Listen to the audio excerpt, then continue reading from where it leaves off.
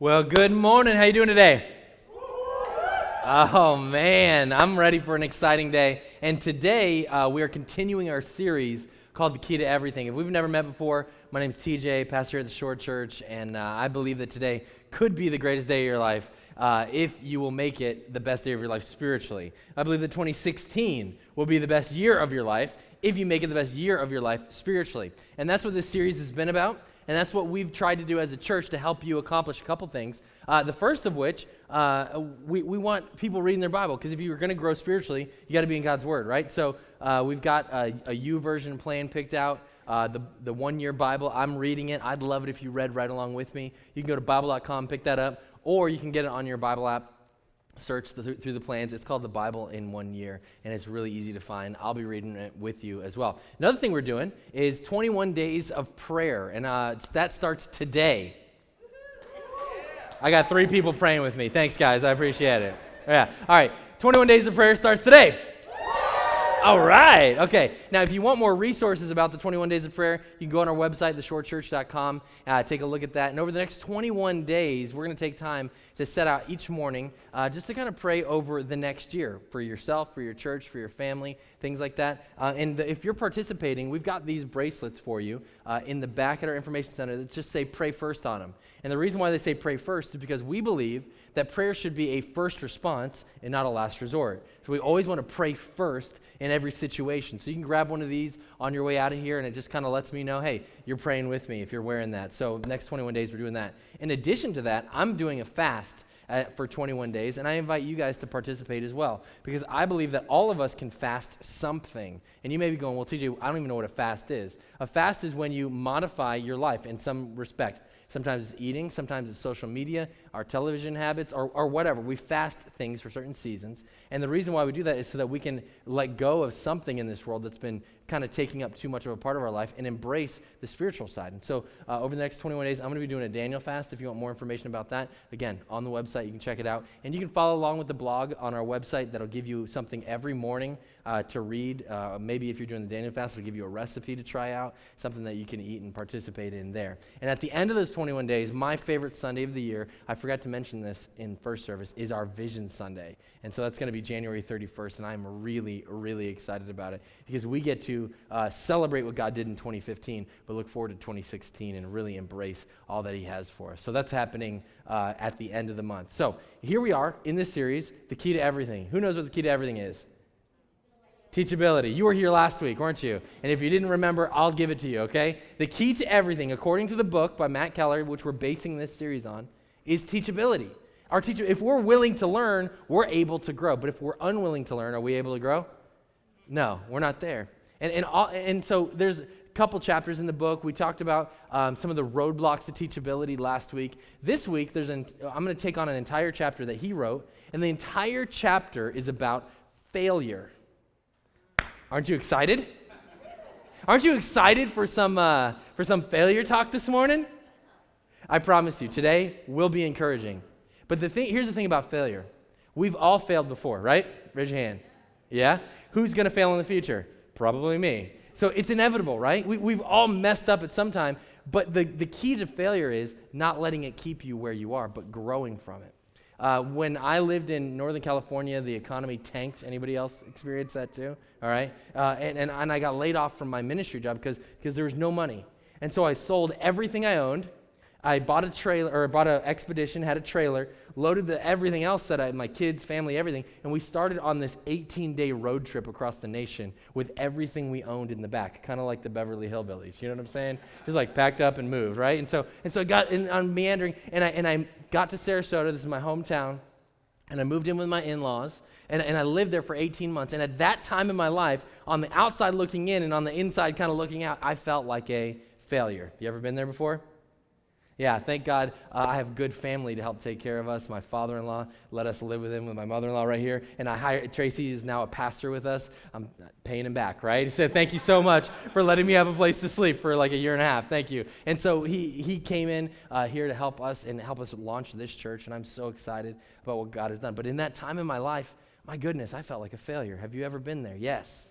Yes, we've all been through the valley times in our life, and we've all missed the mark at times in our life. But you know what? that doesn't have to be where we are forever.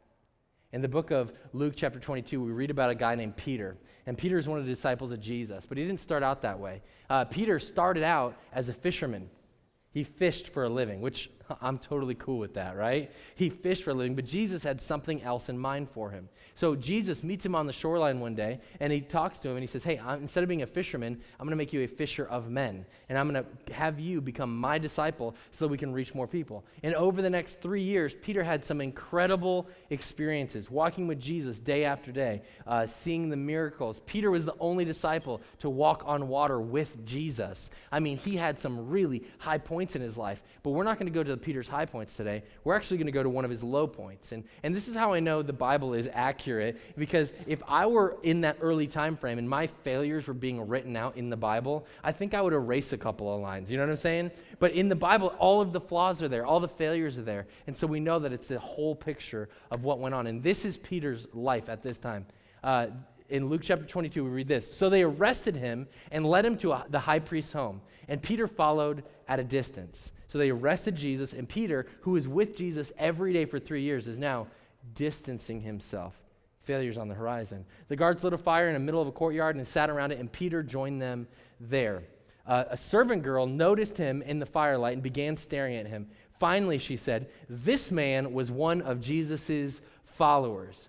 But Peter denied it. Woman, he said? I think that's kind of funny to me.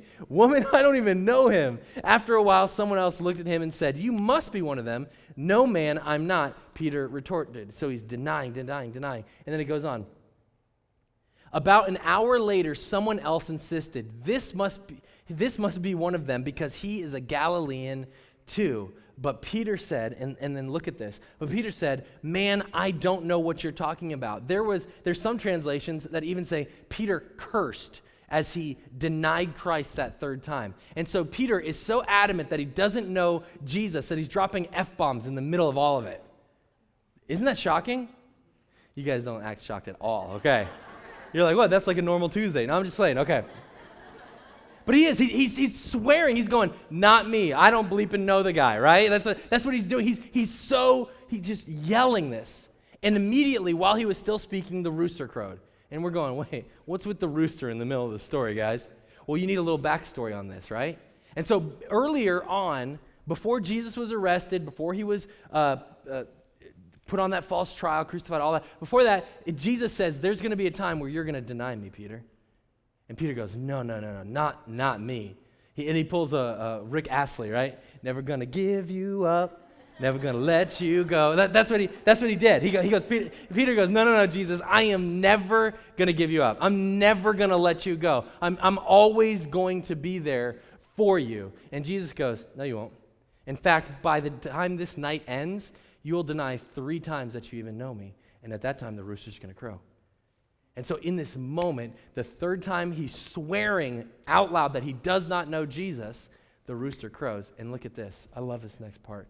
Look at that moment, the Lord turned and looked at Peter. So he was within eye distance of Peter, and he looked at him. Suddenly the Lord's words flashed through Peter's mind. Before the rooster crows tomorrow morning, you will deny 3 times that you even know me. And Peter left the courtyard and wept bitterly. He's weeping bitterly. Why? Because he failed, man. And we've all failed, right? We've all been there. We failed a coworker or a spouse or a child, a parent, an employer. But Peter, this was a big failure. This is a Son of God failure, right? You failed, but you've never failed this big, have you? I hope not, right? Like, come on. Like, we've all failed in some place. But look, this is a big one. So what are some of the things that Peter took out of this season in his life that we can learn from? That we can grow from, that we can embrace teachability in the midst of this. What are some of the things that he's got? So what I'm going to do today is I've got two sections of 3 points. The first section is 3 realities of failure. These are the 3 things that kind of happen when we fail. All right, 3 realities of failure. Number 1, failure shakes our confidence. Failure shakes our confidence. Have you ever been watching some kind of sporting event? A team sport, and the announcer goes, wow, they're really peaking at the right time. Have you ever heard of that before? Nobody else. Not a single person in this entire room. They're peaking at the right time, right? Why? Because they're winning. They've got a confidence about them. They're going into the playoffs, and they're doing well. And so confidence is when you're winning, confidence grows. But when you're failing, what happens? It shakes your confidence. It feels like you're going downhill all the time, doesn't it? It feels like you're always messing up. And so I've seen teams do they've played beyond their ability, like the Pittsburgh Steelers last night, right? Like, but they shouldn't have won, but they did. They've got momentum moving with them, right? They just are lucky, whatever you want to call it, right? And so anyway, sorry Steelers fans, I love you guys so much. Okay, and so but there's certain things. But when we fail, what happens to our life? Man, our confidence goes down. You ever been watching football and the quarterback drops back and he throws the ball to the wide receiver? Wide receiver catches the ball, scores a touchdown. What does the defender do? He does one of these. Oh my God, I hurt myself, man. That's the only reason he beat me, because I hurt myself. And you know what that's called? That's called the loser's limp. It's real. Watch football today. I guarantee someone's going to go, oh man, I got this. Dude, he hurt. And then next play, where are they? Oh, I'll be right back out there. Why? Because it wasn't really that they were hurt. It's just something inside them hurt, and they had to find a reason that they failed, right? And your confidence gets shaken when you fail. My confidence has been shaken when I failed. When I was in that season of life between when I got laid off in a ministry job and before we started the church, God was planting seeds inside of me to start this church, and I was like, God, I don't think I can do this.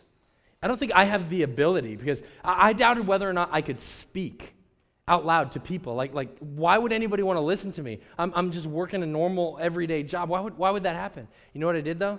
Instead of letting my confidence be shaken, I went back and I listened to some of the old messages that I had preached. I had them on CD, right? So you guys know what CD is? Yeah, okay, anyway. I busted out that CD, and I began to listen. And I go, no, okay, it's not a lie. I can do this. What did I do? I doubted the ability. My confidence was shaken. I had to go back to a previous victory that God had done in my life so that I could sustain through my current failure. And that's the same thing you need to do.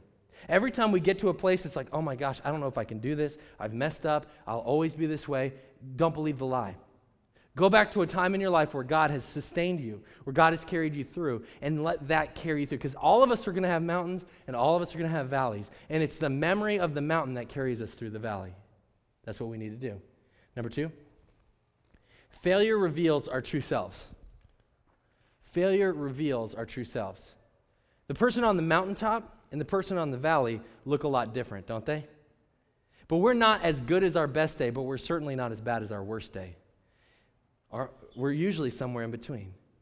And when we fail, it kind of gives a balance to who we really are. We get to see who we really are when we fail, because it's in the failure seasons that our character actually gets developed.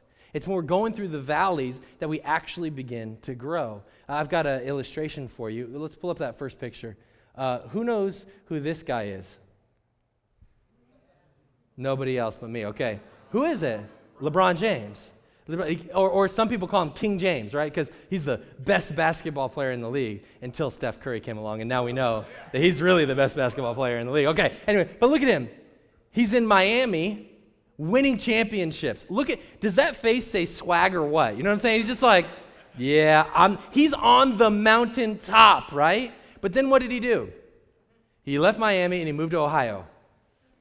And then look at his face. That's his Ohio face. You know what I'm saying? But look, he's not on the top anymore. He's not winning like he used to. He's not at the he's still good. Don't get me wrong. He's still good, but he's not as good as he once was because he's in a different place in life. I think all of us go through seasons like this. We have our moments where we're holding the trophies and we're all happy, right? We also have our moments when we lose. And it's somewhere in between. It's the failures that help us realize who we really are. It's in the failures that we get to discover where our character actually is and what it's built on. And you can see that in this example. And I'm sorry, I'm picking on him. If you're a fan, I'm sorry, right? Or if you're from Ohio, I'm sorry, okay. No, I didn't mean it like that. I'm just whatever, okay. Deal. Truce? Got it. All right. But it's true. Failures in our life will lead us to discover who we really are, because in the failure seasons is when we start to do some soul searching, right? Number 3, another reality of failure, is failure causes us to question everything. Failure causes us to question everything. When I didn't know if I could make it, I questioned my own abilities. I questioned the call of God.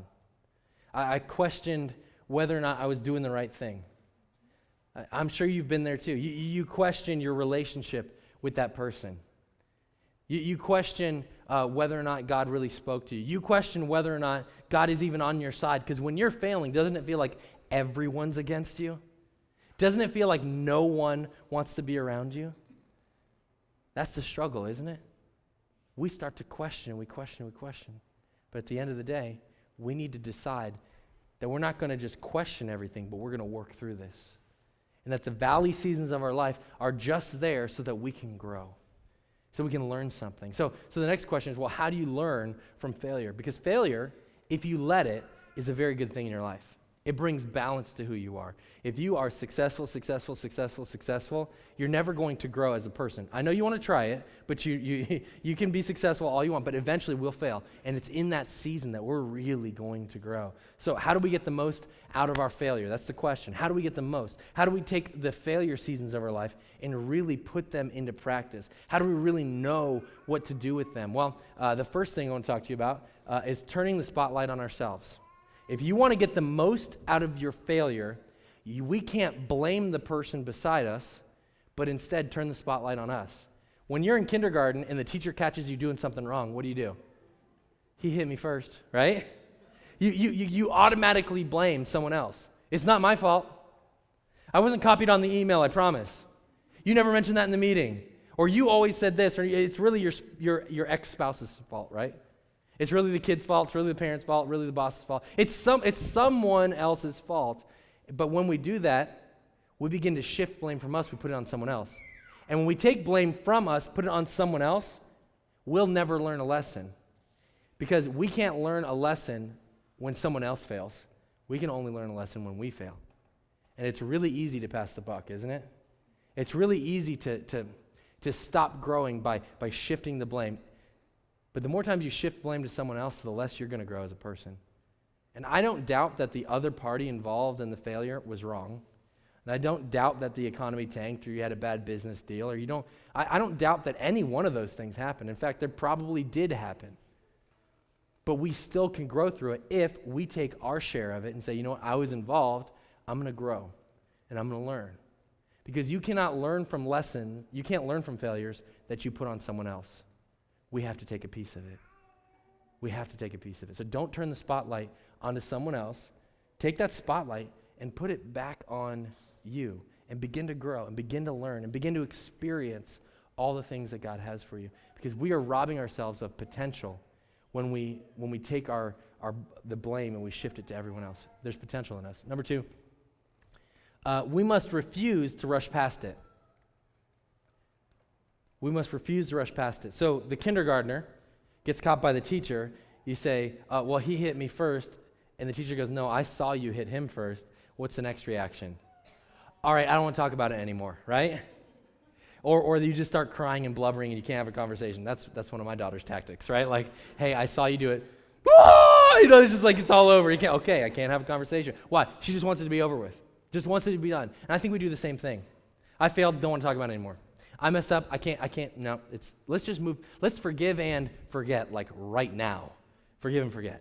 But the problem with that is, as we rush past, we miss the opportunity for growth.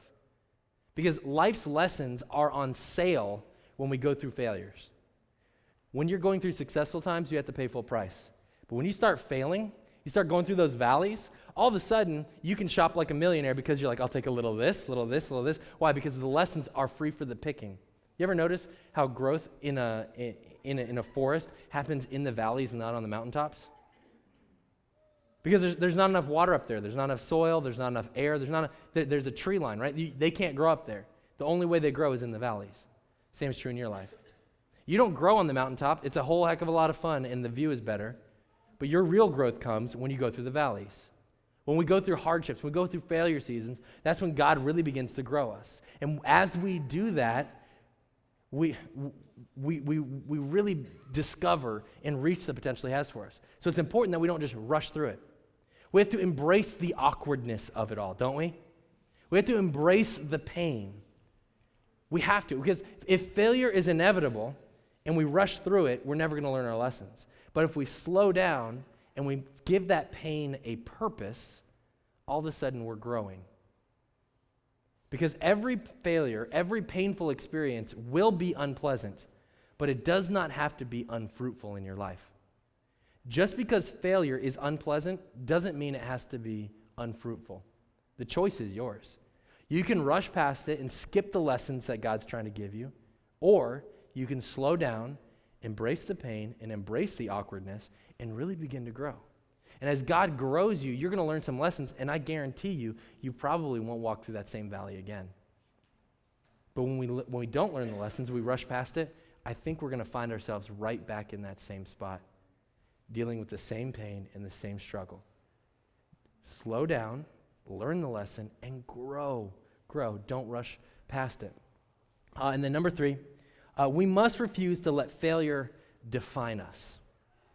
We must refuse to let failure define us. I think the first lie that the enemy tells you when you fail is that this is how you will always be. This is who you really are. Your lowest day is the true version of you. But in these moments, you need to reject that. Do not let failure define you. And when we let failure define us, we don't necessarily do it on purpose, but we start to say things like, I always, or I'll never, or I can't, right? These are absolute kind of statements, right? Don't eliminate those from your language. Just don't even say them. Because failures are seasons. Failures aren't defining moments. Failure, all of us fail, but we don't have to be defined by them. All of us fail, but we can get back up. You see, failure is permanent if you never get back up, and it will define you. But if you fall and you get back up, that's what really counts.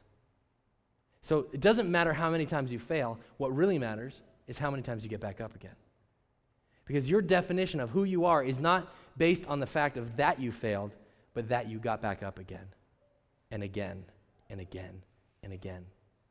And so many times in our life, we come to the point where we just go, you know what? It's over. I will always be this way. And we let it become a permanent thing in our life.